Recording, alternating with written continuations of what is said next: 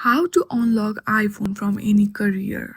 If you are looking to unlock your iPhone from any carrier, here is a comprehensive guide on how to remove the SIM lock and use your iPhone with any carrier. First of all, you have to check if your phone is already unlocked. For that, go to the settings, hit on the general and go through the about and check on carrier lock. If it says no SIM restriction, your iPhone is already unlocked. But if it doesn't say that, then you have to contact your carrier for unlocking. Most couriers will unlock your iPhone after meeting certain requirements like completing a contract or paying off the device.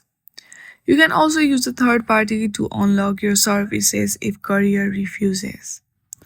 If your courier refuses to unlock your iPhone or if you are using a second-hand device that's locked, third-party unlocking services can help. Make sure you choose a reputable service. Or you can also use a SIM card from another carrier. After following all of this step, your issue will be solved.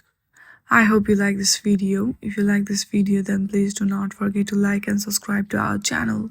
Thank you for watching.